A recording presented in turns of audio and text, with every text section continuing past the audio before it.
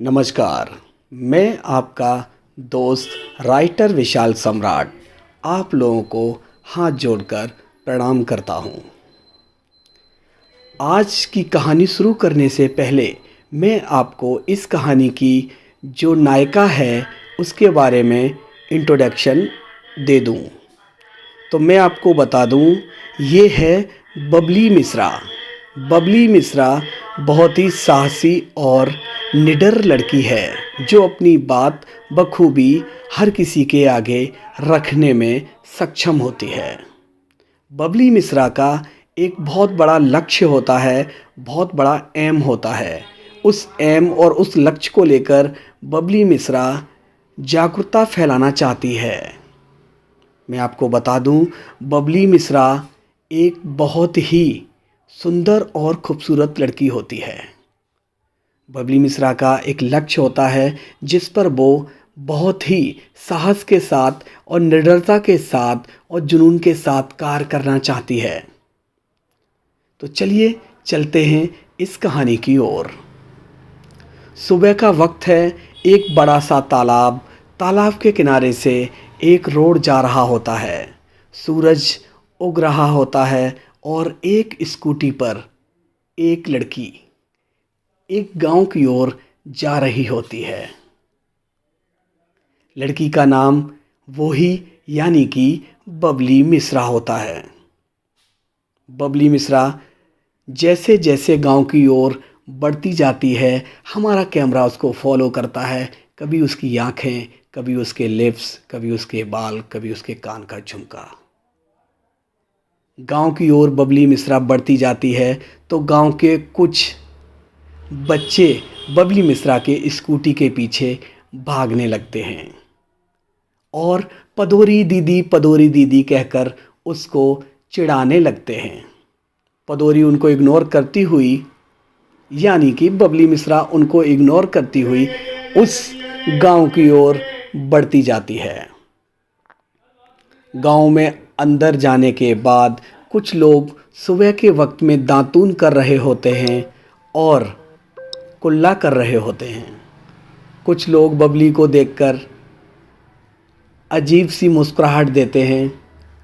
कुछ लोग नुक्कड़ पे खड़े हुए अधेड़ उम्र के लड़के, मंचले लड़के बबली मिश्रा को कहते हैं, लो आ गई पदोरी। बबली मिश्रा अपने नाम से कम पदोरी नाम से ज़्यादा फेमस होती है, लेकिन बबली यानी पदोरी उन सबको इग्नोर करती हुई हॉस्पिटल की ओर चली जाती है। हॉस्पिटल पर पहुंचने के बाद अपनी स्कूटी लाइन में लगाते हुए हॉस्पिटल के अंदर एंट्री करती है। तभी उसकी हमजोली उम्र की लड़कियां और हॉस्पिटल की नर्स उससे मुलाकात और गले मिलती हैं। कुछ नर्स, कुछ लोग हॉस्पिटल के जो वर्कर होते हैं वो उसकी मजाक में बोलते हैं, लो आ गई कार्टून। तो इस तरह से बबली की एंट्री हॉस्पिटल के अंदर होती है। तो मैं आपको बता दूं, बबली इस हॉस्पिटल के अंदर एक हेड नर्स होती है। बबली अपनी केबिन की ओर बढ़ती हुई जाती है और केबिन में जाकर बैठ जाती है।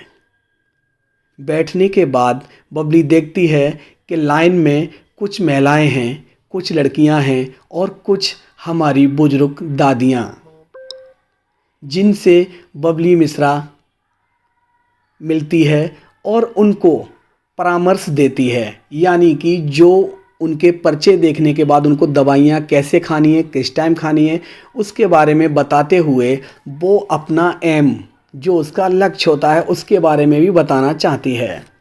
तो चलिए अब चलते हैं कहानी की गहराई में। तो कहानी ये है कि बबली मिश्रा उनकी दवाइयों के बारे में बताते हुए वो ये कहती है उन महिलाओं से कि कभी भी आपको अपान वायु आए तो आप अपान वायु को कभी न रोकें। ये अपान वायु का शब्द मैं संस्कृत में यूज़ कर रहा हूँ, इसको कहते हैं पाद। बबली मिश्रा यानी पदोरी ये कहना चाहती है कि अगर किसी भी महिला को पाद आए तो वो अपने पाद को रोके ना, वहाँ से उठकर कहीं बाथरूम की ओर चली जाए या 10-20 कदम आगे जाकर अपने पाद को पाद लेना चाहिए, क्योंकि पाद रोकने से ना जाने कितनी बीमारियां हमारे शरीर के अंदर जन्म लेने लगती हैं। इन सब बातों को जब पदोरी उन महिलाओं से कहती है तो कुछ महिलाएं शर्मा जाती हैं और कुछ महिलाएं पदोरी से कहती हैं, आप ये क्या बात कर रही हो, कितनी शर्म की बात है ये। तो पदोरी उन लोगों को समझाते हुए बारी बारी से इस तरह समझाती रहती है। कुछ महिलाएं उसकी बात मानने के लिए राजी भी हो जाती हैं, तो कुछ महिलाएं शर्म से अपना साड़ी से अपना मुंह छुपा लेती हैं और कुछ उसको जवाब देती हैं कि आप नर्स हैं, आप नर्स का काम करिए, ये सब बातें मत करिए, आपको शर्म नाम की चीज़ नहीं है क्या। लेकिन पदोरी इन सब बातों से कभी घबराती नहीं है, ना ही कभी अपने आप को डाउन फील करती है। वो चाहती है कि लोग इस तरह की बातें सुनकर जो भी उससे बोलें उस पर कोई फ़र्क नहीं पड़ता है, लेकिन वो अपने लक्ष्य को इसी तरह से चलाती है और एम की तरफ बढ़ती रहती है। कुछ लड़कियां आती हैं, पदोरी उनको भी समझाती है, वो लड़कियां उस बात से खुश हो जाती हैं और कहती भी हैं, हाँ दीदी आप सही कह रही हो, जब एक लड़का अपने माँ बाप फैमिली परिवार के सामने पाद सकता है तो एक बेटी क्यों नहीं। लेकिन फिर भी पदोरी उन लोगों को ये समझाना चाहती है कि पाद आने से 5 से 7 सेकंड पहले आपको एक सिग्नल देता है, तो आप वहाँ से उठ जाओ, बाथरूम चली जाओ, बाथरूम में पाद लो, किसी कमरे में पाद लो, यानी आप वहाँ से 10-20 कदम आगे जाकर पाद सकती हो। पाद को रोकना महिलाओं के लिए एक बहुत बड़ी बीमारी का उत्पन्न हो सकती है। पाद रोकने से पदोरी इस अपने एम पे काम कर रही होती है। आने जाने में लोग उसकी मजाक उड़ाते हैं, लोगों को पदोरी पदोरी कहकर उसको चिढ़ाते हैं, लेकिन पदोरी इन सब चीज़ों से नहीं घबराती है। अब कहानी आती है एक ऐसे मोड़ पर जिस मोड़ पर इस कहानी में और ट्विस्ट आता जाता है। कुछ टाइम बीत जाता है, इसी तरीके के सिलसिले चलते रहते हैं। पदोरी हॉस्पिटल से जाने के बाद अपने घर जाती है। घर पे पहुंचने के बाद उसके जो पिताजी होते हैं वो उससे कहते हैं, बेटा आज जल्दी आ जाना, क्योंकि आज तुमको लड़के वाले देखने आ रहे हैं। पदोरी सुनकर अपने पिताजी से कहती है, हाँ हाँ कोई बात नहीं, मैं जल्दी आ जाऊंगी, लेकिन बाबूजी होना कुछ नहीं है, कई लड़के आए, कई देख के चले गए, लेकिन कोई मुझसे रिश्ता नहीं करना चाहता। तब वो उन पदोरी के जो पिताजी हैं वो अपनी बेटी को सिर पे हाथ रखे हुए समझाते हैं कि बेटा जो तू करना चाहती है ये एक समाज में लोग ठीक नहीं मानते हैं। तू एक जागरूकता फैलाना चाहती है महिलाओं को कि पाद आए तो पाद लेना चाहिए। बेटा ये एक शर्म की बात है, सदियों से महिलाओं ने कभी मर्दों के सामने नहीं पादा है और नहीं वो पादती हैं। अपने उस पाद को रोकने के कारण वो बीमार पड़ जाती हैं। इस बात को बेटा मैं मान सकता हूँ, क्या दुनिया मानेगी? तो वो कहती है, बाबूजी मैं भी आपकी बेटी हूँ और मैंने इसी कारण अपना बहुत कुछ खोया है। मैं इस समाज को, इस देश को ये बताकर रहूँगी कि पाद रोकने से कितनी बीमारी जन्म ले सकती हैं और पाद हमें नहीं रोकना चाहिए। तो वो कहते हैं, बेटा तुझे जो करना है कर, तेरा बाबूजी तेरे साथ है। पदोरी ये बात कहकर रोज़ की तरह फिर हॉस्पिटल की ओर निकल जाती है। अगले सीन में पदोरी अपने घर आ रही होती है। रोज़ से पहले अपनी ड्यूटी से घर आ जाती है तो वो देखती है कि 4-5 लोग उसके घर पर आए हुए हैं, लड़के वाले, यानी पदोरी का रिश्ता होने की तैयारी में है। पदोरी अपने घर पर आती है थोड़ा अपने शीशे में अपना चेहरा देखती है, थोड़ा अपने आप को संवारती है और उसके बाद चाय और लड्डू लेकर उन लोगों के सामने आती है। आने के बाद वो लोग लड़की को देखते हैं, लड़की बहुत खूबसूरत है, यानी पदोरी बहुत ही खूबसूरत होती है। लड़का देखकर खुश हो जाता है। लेकिन जैसे ही पदोरी उस चाय को वहाँ रखती है और साइड में खड़ी हो जाती है, उन सब की बातें सुनती है, तो उसको बहुत अच्छा लगता है कि हाँ, ये रिश्ता मेरे से लगता है, मेरी किस्मत में अब है कि ये शादी मेरी हो जाएगी। अस्तमाद की बात ये है, जैसे ही वो लोग कहते हैं बेटा आप ये उठाकर ले जाओ, यानी पदोरी का पिता वो चाय के खाली कफ़ों को उठाने का इशारा देता है और पदोरी जैसे ही उस चाय के कफ़ को लेकर चलती है, तभी लड़के की माँ यानी पदोरी की होने वाली सास उन लोगों से कहती है, मैं क्या बबली से बात कर सकती हूँ अकेले में कुछ? तो बबली के पिताजी कहते हैं हाँ हाँ, क्यों नहीं, आप बात कर लो। तो लड़के की जो माँ है यानी पदोरी की होने वाली सास उसके पीछे पीछे किचन की ओर जाने लगती है। पदोरी कफ वहाँ रखने के बाद अपने कमरे में जाती है। पीछे पीछे से सासू माँ आती है। वो दोनों खड़े होकर कुछ बातें करने लगते हैं और कहने लगती हैं, बिटिया आप बहुत खूबसूरत हो, बहुत ही मुझे पसंद आई, मेरे बेटे को भी पसंद हो। बेटा अगर आपको कुछ भी कहना है तो आप मुझसे कह सकती हो, मैं तुम्हारी माँ जैसी हूँ।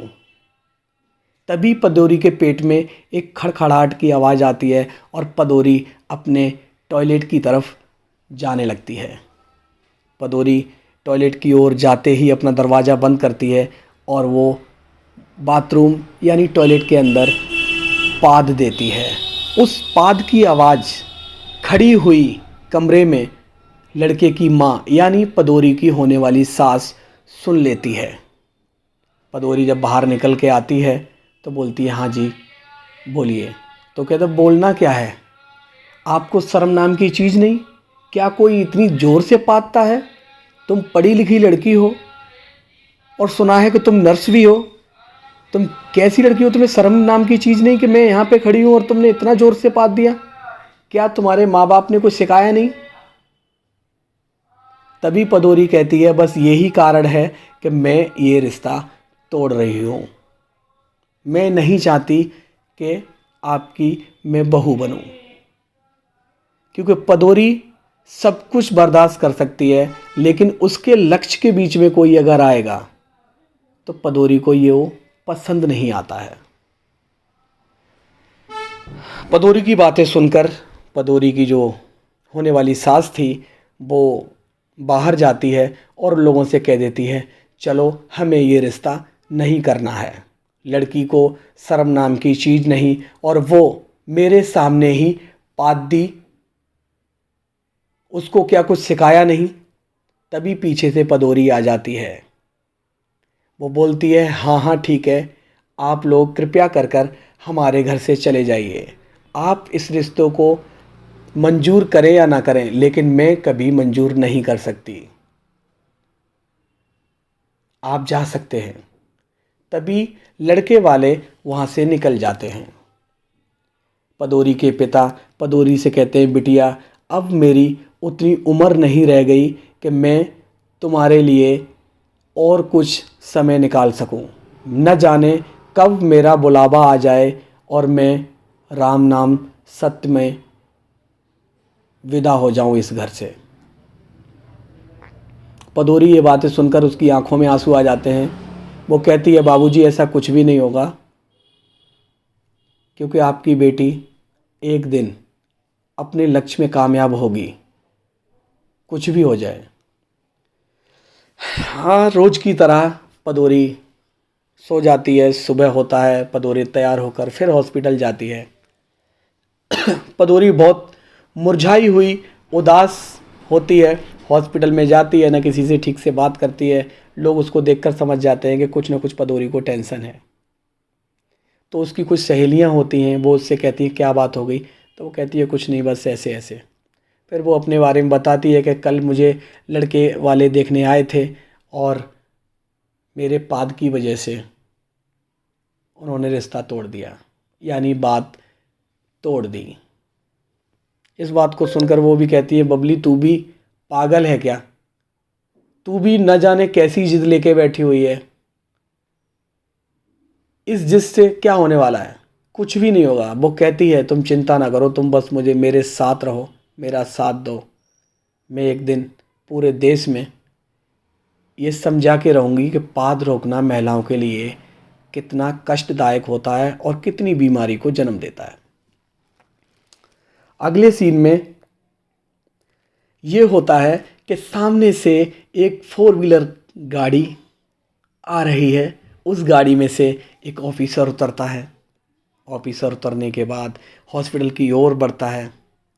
सभी स्टाफ नमस्ते नमस्ते गुड मॉर्निंग कर कर उनको इज्जत मान सम्मान देते हुए ऑफिसर अपनी केबिन की ओर जा रहा होता है।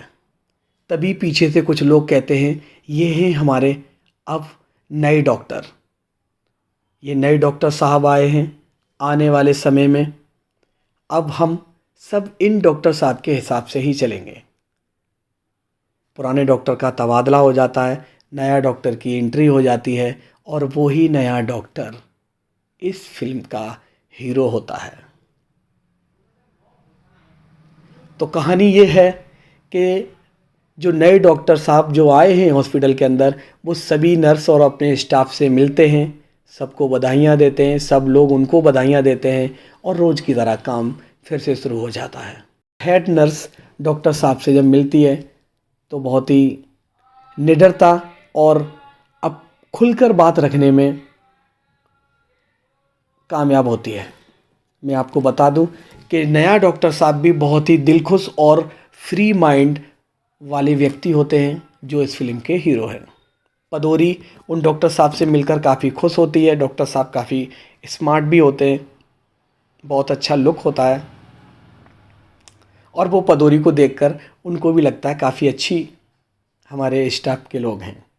पदौरी की खूबसूरती डॉक्टर साहब को कहीं ना कहीं पहली नज़र में ही अच्छी लगने लगती है। वो कोई भी छोटा से छोटा काम हो, बड़ा से बड़ा काम हो, वो पदौरी को ही बुलाना पसंद करते हैं। तो सबसे पहले बार जब पदौरी उनसे मिलती है तो वो अपने बारे में बताती है कि हेलो मेरा नाम पदौरी, सॉरी मेरा नाम पदौरी नहीं, बबली मिश्रा है। तो इस तरह दोनों एक दूसरे से बात करते हैं, मुस्कुराते हैं और कहते हैं पदौरी कि नहीं वो मेरे मुंह से निकल गया। बस अगला सीन ये होता है कि डॉक्टर साहब बैठे हुए हैं, पदौरी से कुछ बातें करते हैं और बातें करने के बाद उनको समझाते हैं। पदौरी उन डॉक्टर साहब को प्रॉपर तरीके से उनके काम में हाथ बटाती है। धीरे धीरे डॉक्टर साहब और पदौरी की नज़दीकियाँ बढ़ती जाती हैं। पदौरी को डॉक्टर साहब पसंद करने लगते हैं और एक दिन डॉक्टर साहब पदौरी से कहते हैं, क्या तुम मेरे साथ चाय पीने चलोगी? पदौरी कहती है, हाँ हाँ क्यों नहीं, लेकिन इस देहात में कहाँ होटल होगा, कहाँ हम चाय पिएंगे? तो वो कहते हैं आप मेरे साथ गाड़ी में बैठो, हम आज शाम को चलते हैं। डॉक्टर साहब गाड़ी में बैठा के बबली को यानी पदौरी को शहर जाते हैं। एक अच्छे से रेस्टोरेंट में बैठकर वो चाय पी रहे होते हैं। तभी पदौरी के बारे में डॉक्टर साहब जानने की कोशिश करते हैं। डॉक्टर साहब कहते हैं कि मैंने सुना है स्टाफ के मुंह से कई बार आपको पदौरी पदौरी कहते हैं, लेकिन आपका नाम आपने मुझे बताया था बबली मिश्रा। कि हाँ मेरा नाम बबली मिश्रा है, लोग मुझे पदौरी कहते हैं, मेरा निक नेम है पदौरी। कि पदौरी पदौरी मतलब क्या होता है? तभी वो बताती है अपने बारे में कि मेरा एक लक्ष्य है जिस लक्ष्य पे मैं काम करना चाहती हूँ और जब भी मुझे अपान वायु आती है यानी पाद आता है तो मैं पादती हूँ। पादने के कारण कुछ लोगों ने मुझे पादते हुए सुना है तो लोगों ने मेरा नाम पदौरी रख दिया। ये पूरा गांव मुझे पदौरी के नाम से ही जानता है। तो डॉक्टर साहब काफ़ी ज़ोरों से हंसते हैं, पेट पकड़कर हंसते हैं कि ये भी कोई लक्ष्य है क्या। तब वो बोलती है, कोई बात नहीं, हमारी पहली मुलाकात है, हम पहली बार मिले हैं, वक्त आने पर मैं सब बता दूंगी। डॉक्टर साहब कहते हैं, खैर छोड़िए, कोई बात नहीं, आपसे मिलकर मुझे बहुत अच्छा लगा, आप बहुत ही खूबसूरत हैं और बहुत ही अच्छा काम करती हैं।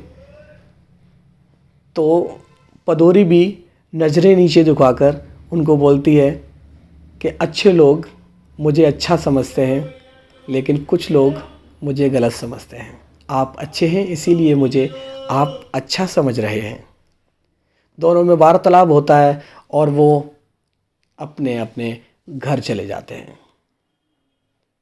अगला सीन, जिसमें डॉक्टर साहब पदौरी काफ़ी अच्छी बातें भी करते हैं और दोनों की नज़दीकियाँ धीरे धीरे बढ़ती चली जाती हैं। इसी बीच में एक बहुत प्यारा सा गाना आता है, दोनों के बीच एक रोमांटिक सॉन्ग। अब कहानी चलती है कि डॉक्टर साहब पदौरी को और ज़्यादा सुनना और समझना चाहते हैं कि इसका मतलब क्या है और इसका लक्ष्य क्या है। यानी डॉक्टर साहब पूरी तरह पदौरी पर फिदा हो जाते हैं। इस बात को पदौरी बहुत अच्छे से समझती है, लेकिन वो कभी इजहार नहीं करती, क्योंकि वो डरती है इस बात से कि क्या पता मेरे बारे में जब ये डॉक्टर साहब जानेंगे तो जैसे मेरे पीछे कई रिश्ते टूट गए हैं, कहीं ये रिश्ता भी ना टूट जाए। इस वजह से कभी पदौरी अपने रिश्ते को लेकर या अपने प्यार को लेकर कभी इजहार नहीं करती है। कहानी ये है कि एक दिन डॉक्टर साहब पदौरी से कहते हैं, क्यों न हम कहीं घूमने चलें, एक दूसरे को जानने की कोशिश करें। तो पदौरी कहती है कि ऐसा भी क्या है, आप डॉक्टर साहब हैं, मैं एक नर्स हूँ और हमारा आपका मेल ही क्या जो कहीं घूमने जाएं। आप जो भी कहना है आप क्लियर बोल दीजिए मुझे, आप कहना क्या चाहते हैं। पदौरी सब कुछ समझती तो है, लेकिन वो डॉक्टर साहब के मुंह से सुनना चाहती है कि डॉक्टर साहब पदौरी के लिए क्या सोच और क्या मन में बात रखते हैं।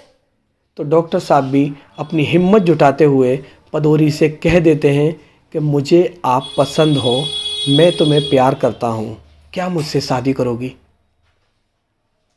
ये बात सुनकर पदौरी मन ही मन खुश तो हो जाती है, लेकिन ये भी बोल देती है कि मेरे बारे में जब आप जानोगे तो आप भी मुझसे रिश्ता तोड़ जाओगे, इसलिए मैं सोचूंगी, उसके बाद बताऊंगी। डॉक्टर साहब कहते हैं, ऐसी क्या बात है जो तुम मुझसे छुपाना चाहती हो और इस तरह से बोल रही हो कि अगर जानोगे तो रिश्ता टूट जाएगा। मैं उस बात को जानना चाहता हूँ। तो पदौरी कहती है, आज नहीं कल हम आपको अपने लक्ष्य और अपने दिल की बात बताएंगे। उसके बाद आप डिसीजन लेना कि हम आपसे शादी करने के लायक हैं या नहीं। डॉक्टर साहब कहते हैं, ठीक है, मैं वेट करूंगा, और वैसे भी कल संडे है, हम लोग मिलेंगे। अगला दिन गुजरता है। डॉक्टर साहब गाड़ी में पदौरी को लेकर जाते हैं।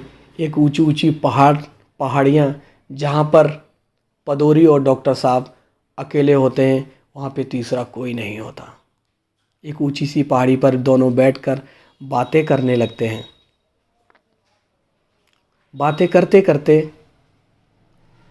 डॉक्टर साहब बोलते हैं, बातें तो हम लोगों ने बहुत कर ली, लेकिन जिस बात को जानने की मेरे मन में बहुत ही उत्सुकता है, बहुत ही ज़रूरी है, जो बात मैं आपके दिल की जानना चाहता हूँ, उस बात को मुझे प्लीज़ बताओ।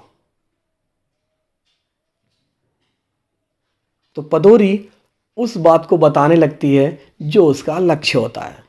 यानी कि पदौरी फिर से बताने लगती है कि मेरी कहानी कुछ ऐसी है। कहानी बताते हुए पदोरी बताती है कि मैं पूरे देश की महिलाओं को ये बताना चाहती हूँ कि कभी भी अगर आपको पाद आए तो आप पाद को रोकें ना, क्योंकि पाद रोकने से तकरीबन 8 से 10 बीमारियां पेट के अंदर जन्म लेती हैं, जिनमें से बहुत सारी बीमारियां ऐसी हैं जो महिलाओं की जान तक ले लेती हैं। और हमारे देश के अंदर ना जाने कितनी ऐसी महिलाएं हैं कि इन्हीं बीमारियों के कारण अपनी जान गंवा देती हैं। तो डॉक्टर साहब पदोरी की बात सुनकर काफ़ी टेंशन और काफ़ी गौर से बात सुनने लगते हैं कि हाँ हाँ बोलो और क्या है। तब पदोरी कहती है कि मेरा एक एम है कि मैं देश की हर महिलाओं को ये कहना चाहती हूँ, कभी भी पाद आए तो उस पाद को रोके ना, साइड में हटकर पादें ज़रूर, नहीं तो टॉयलेट में जाकर पाद लें, लेकिन पाद को मीसे ना और रोके ना।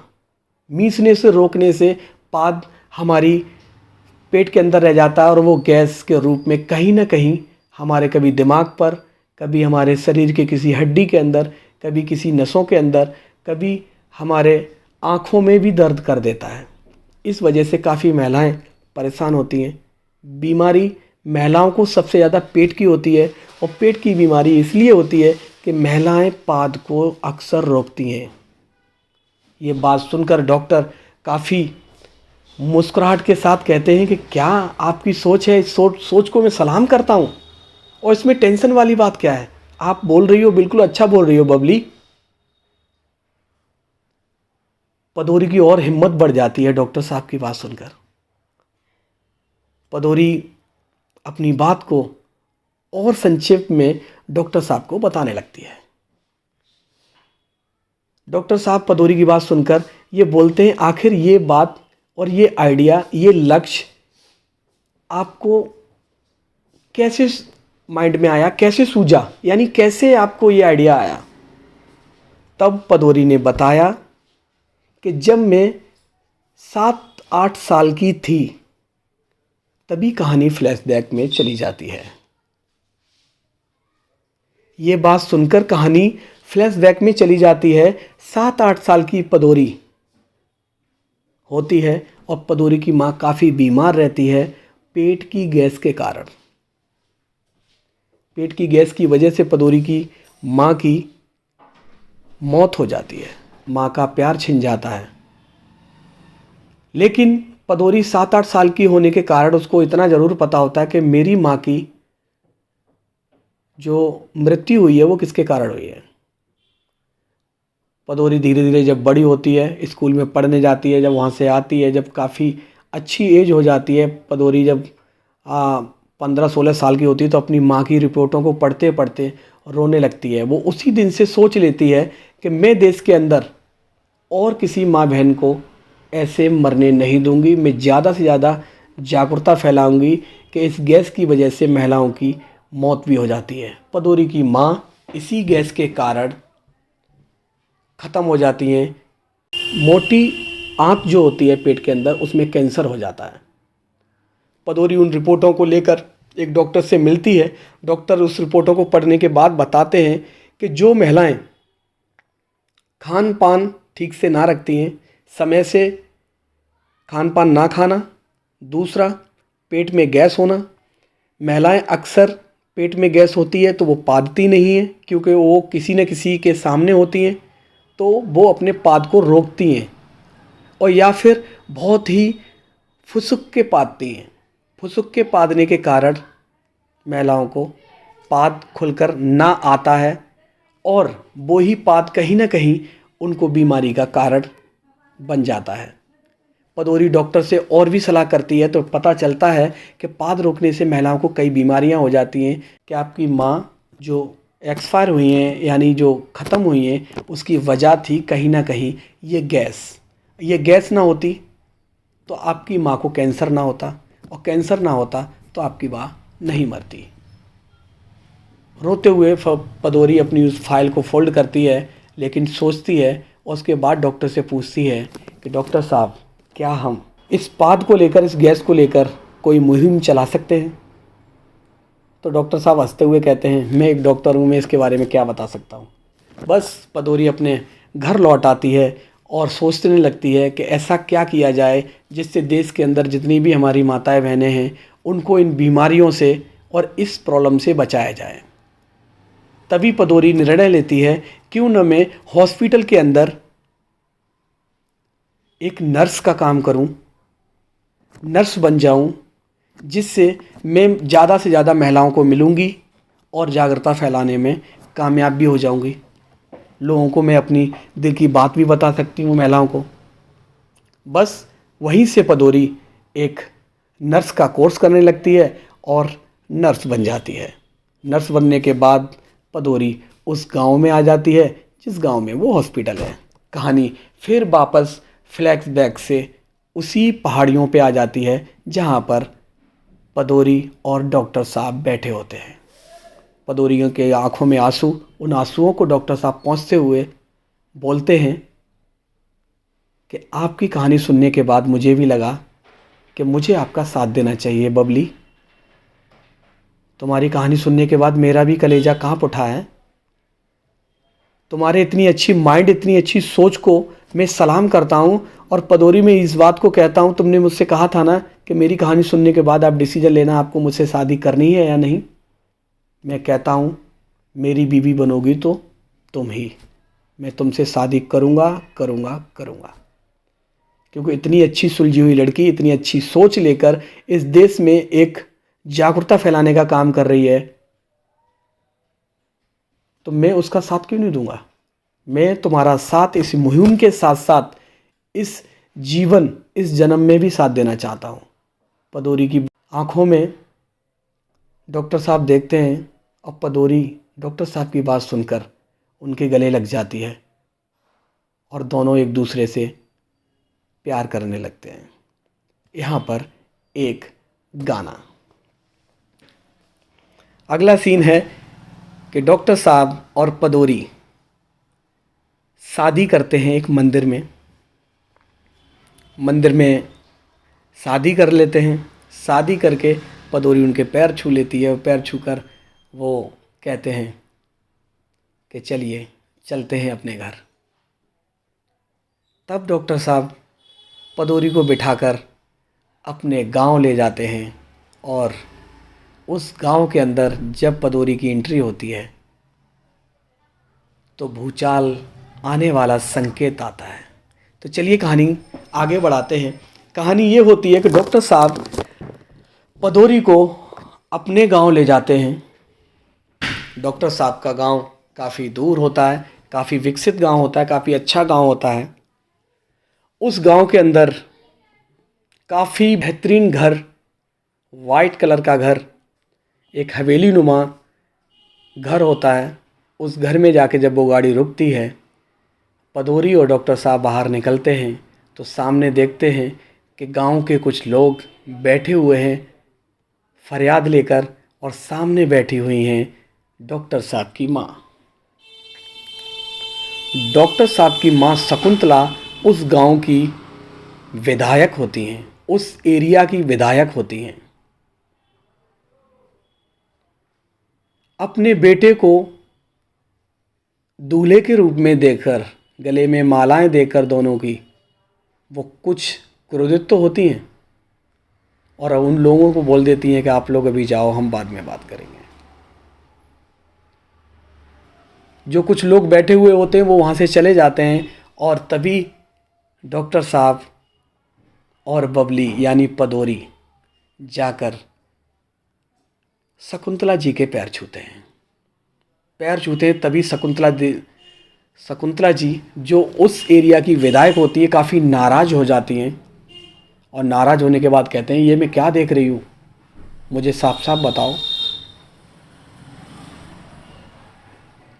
डॉक्टर साहब कहते हैं, माँ मैंने शादी कर ली है। डॉक्टर साहब की माँ अपने बेटे के ऊपर नीचे देखकर, उस लड़की को देखकर यानी पदोरी को देखकर काफ़ी लाल ताल हो जाती है, काफ़ी कुछ खरी खोटी सुनाती है। तभी डॉक्टर साहब के पिताजी वहाँ से आते हैं कि शकुंतला ये सारी बातें तो बाद में भी कर लेना, क्या आपको पता नहीं? जो हो गया सो हो गया। अब ऐसा तो नहीं है कि जो बेटे ने गलती कर दी उसको सुधारा जाए, लेकिन अब ऐसा हो सकता है कि हमारे बेटे ने जो भी कर लिया है इसके बारे में हम जानकारी बाद में लेंगे, लेकिन घर पर आई हुई बहू, उसका तो स्वागत करो। तभी घर के नौकर एक आरती की थाली लेकर दोनों की आरती उतारते हैं और घर में एंट्री हो जाती है। शकुंतला जी काफ़ी गर्म मिजाज की होती हैं, काफ़ी गुस्से वाली होती हैं, क्योंकि आप समझ सकते हैं कि विधायक का रुतबा कैसा होता है। लेकिन शकुंतला जी के पति यानी जो डॉक्टर साहब हैं, बबली के ससुर जी हैं, वो काफ़ी सुलझे हुए व्यक्ति होते हैं, काफ़ी समझदार होते हैं। वो नहीं चाहते घर के अंदर कोई कलेश होना, कोई झगड़ा झंझट होना। उस बात को रफ़े दफ़े करके निपटा दिया जाता है और शकुंतला जी वहाँ से गुस्से में गाड़ी में बैठकर कहीं मीटिंग में निकल जाती हैं। रात का वक्त, हनीमून का तैयारी, एक सुंदर सा रूम जिसमें काफ़ी अच्छे खासे फूल पत्तियाँ और चल रहा है माहौल सुहागरात का। बबली और डॉक्टर साहब बेड पर होते हैं, काफ़ी अच्छी बातें होती हैं, दोनों में प्यार होता है। तभी बबली कहती है कि आपकी माँ तो काफ़ी कड़क मिजाज की हैं और आपने जो भी किया बहुत गलत किया। तभी डॉक्टर साहब बोलते हैं उनसे कि बबली, जो मैंने किया है बिल्कुल सोच समझ के किया है, क्योंकि मेरी माँ मेरी शादी कहीं ना कहीं किसी विधायक या सांसद की बेटी से कराती और मैं ऐसा करना नहीं चाहता, क्योंकि मैं ये चाहता था कि मैं जिससे प्यार करूं उसी से शादी हो मेरी, और मैं आपसे प्यार करता हूं। पदोरी काफ़ी खुश होती हुए उनके सीने पे अपना सर रखती है और कहती है, मुझे भी आपको पाकर काफ़ी खुशी हुई है, क्योंकि आप मेरे जीवन साथी के साथ साथ आप मेरे लक्ष्य के साथी बने हो। मैं आपका ये धन्यवाद करूं तो किस तरह से करूं। तभी डॉक्टर साहब काफ़ी मुस्कुराहट के साथ कहते हैं, ये सब बातें करने का आज वक्त नहीं, आज एक दूसरे को प्यार करने का वक्त है। और दोनों एक दूसरे के गले लग जाते हैं। अंधेरा होता है और गाना शुरू हो जाता है, रोमांटिक गाना स्टार्ट हो जाता है। गाना ख़त्म होने के बाद अगला सीन है कि पदोरी सुबह सुबह तैयार होकर पूजा पाठ करके चाय की ट्रे लेकर अपने सास के पास आती है और वहाँ ट्रे रख देती है। सास गुस्से में पदोरी को देखती है और अपना मुंह घुमा लेती है। पदोरी ये कर कर अपने कमरे में चली जाती है और डॉक्टर साहब से कहती है कि मैं चाय लेकर आपकी माँ के पास गई, उन्होंने तो मुझे कुछ बोला ही नहीं, जबकि मैंने उनके पैर भी छुए, उन्होंने मुझे आशीर्वाद भी नहीं दिया। डॉक्टर साहब कहते हैं कि कोई बात नहीं, जो तुम्हारा लक्ष्य है उस लक्ष्य में ऐसी बाधाएं ना जाने कितनी आएंगी बबली, तुम चिंता मत करो, वक्त के साथ सब कुछ बदल जाएगा। बबली मुस्कुराती है और अपने पति के साथ बैठकर चाय पीने लगती है। तभी नीचे से एक नौकर आता है और बोलता है कि बहू रानी, आप तैयार रहना, आज शाम को हमारे पड़ोस में एक रथ जगह है जिसमें आपको और जो विधायक साहिबा हैं, यानी जो घर की मुखिया जो मालकिन हैं जिनका नाम शकुंतला जी है, वो विधायक हैं, वो अपने साथ अपनी बहू का इंट्रोडक्शन लोगों के बीच कराएंगी।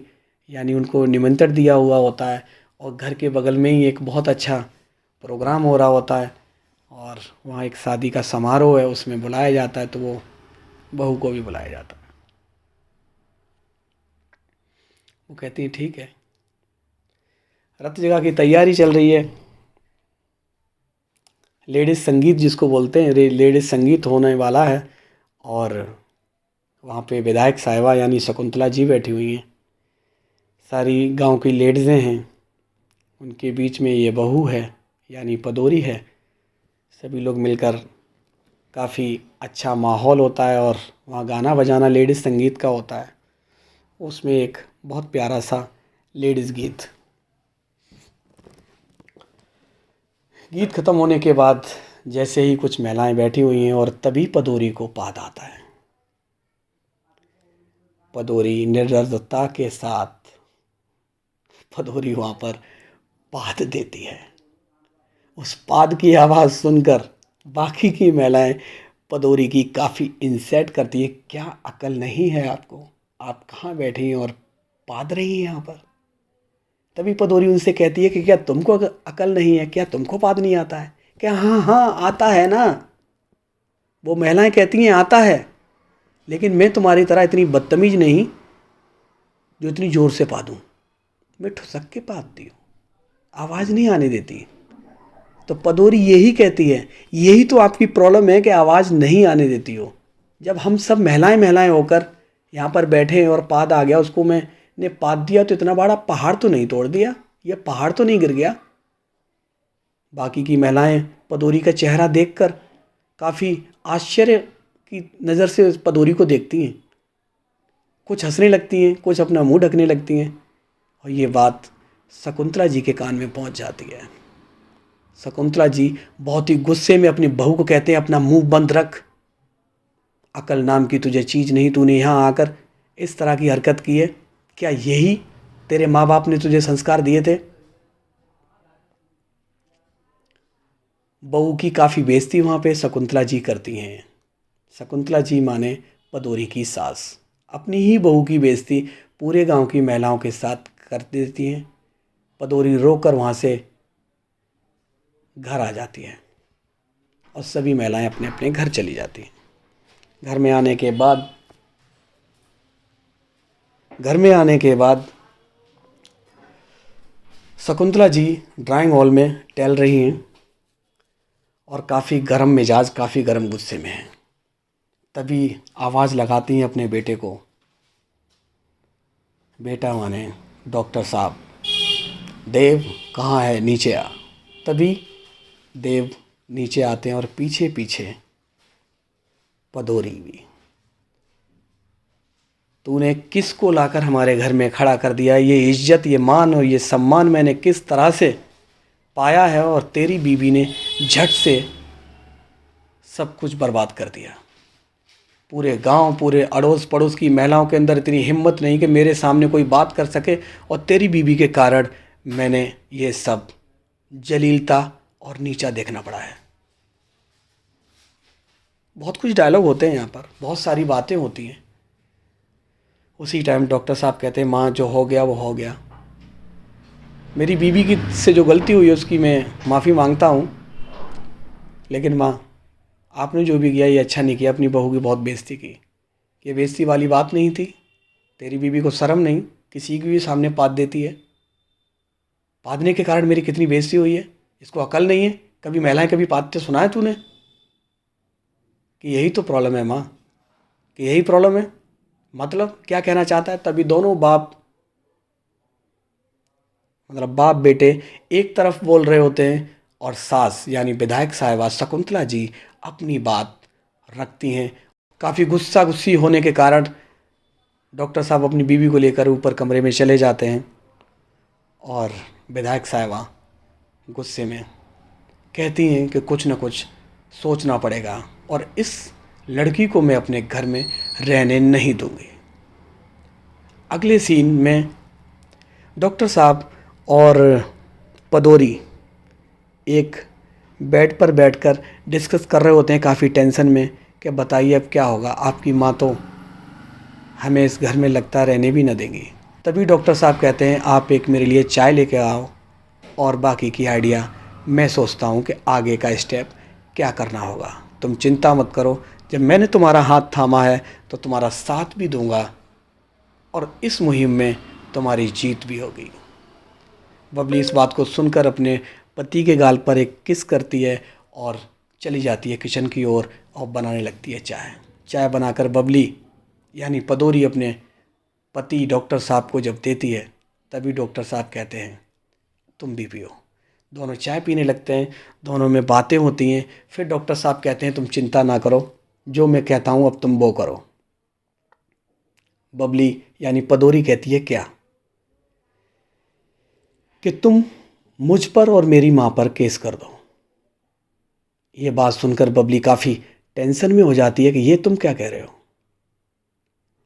डॉक्टर साहब कहते हैं मैं बिल्कुल सही कह रहा हूँ और तुम्हारी इस मुहिम में जीत कराने के लिए इससे बड़ा और कोई रास्ता नहीं हो सकता। तो बबली को वो और कुछ समझाने लगते हैं। यहाँ पर आवाज़ डॉक्टर साहब की और बबली की म्यूट हो जाएगी, सिर्फ एक्सप्रेशन शॉट चल रहे होंगे। कुछ 40-45 सेकंड के बाद आवाज़ आएगी तो बबली बोलेगी, अच्छा अब मैं समझी, आप वाकई में डॉक्टर के साथ साथ एक बहुत अच्छे सलाहकार भी हैं। और बबली और डॉक्टर एक दूसरे के गले लग जाते हैं। अगले सीन में तुरंत एक वकील के पास बैठकर बबली एक अपनी फ़ाइल तैयार करा रही होती है और अपनी सासू माँ पर और डॉक्टर साहब पर केस दायर कर देती है।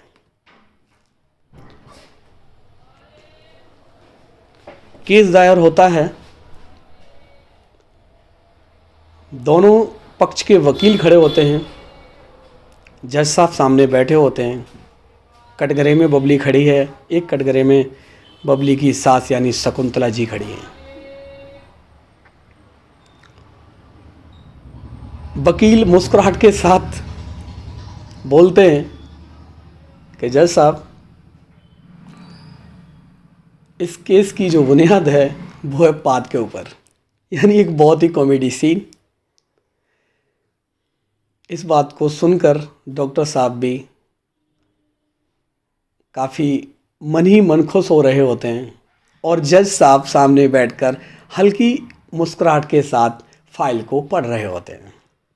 सुनवाई शुरू होती है। दोनों पक्ष के वकील आमने सामने होते हैं और बात रखी जाती है पाद की। ये भारत के अंदर पहला ऐसा केस होगा, पहली ऐसी कहानी होगी, पहला ऐसा मुकदमा होगा जो पाद के ऊपर किसी अदालत में आया है। जज साहब भी मुस्कुरा रहे हैं, दोनों वकील भी मुस्कुरा रहे हैं, बैठी हुई जनता भी मुस्कुरा रही है। केस चल रहा है और कार्रवाई हो रही है एक पाद के ऊपर। दोनों वकील आमने सामने बैठकर डिस्कस करते हुए, लेकिन कोई भी निचोड़ नहीं निकलता है। मिल जाती है अगली डेट। पदौरी और उनके पति उस घर में आ जाते हैं। सास भी वहाँ आ जाती है। सास अपनी बहू से काफ़ी नाराज़ है। डॉक्टर साहब भी अपनी माँ के सामने ऐसा दिखाने की कोशिश करते हैं कि जैसे कि अपनी बीवी से बात नहीं करते हैं और अपनी बीवी से काफ़ी नाराज़ चल रहे हैं। लेकिन रात होते ही डॉक्टर साहब अपनी बीवी के कमरे में होते हैं और दोनों में बहुत प्यार होता है और बहुत अच्छी बातें होती हैं। अगली डेट आ जाती है। अगली डेट पर फिर अदालत में दोनों पक्ष के लोग खड़े हुए हैं, यानी कि वो शकुंतला जी जो कि पदौरी की सास होती हैं, पदौरी की सास शकुंतला जी और पदौरी आमने सामने फिर कटघरे में खड़े होते हैं और फिर सुनवाई होती है। सुनवाई होती है तो डॉक्टर साहब कहते हैं, क्या पदौरी जी यानी बबली मिश्रा जी, आप प्रूफ कर सकती हैं कि महिलाओं को पाद रोकने से इतनी सारी प्रॉब्लम होती है? वो कहती है, हाँ मैं बिल्कुल प्रूफ कर सकती हूँ।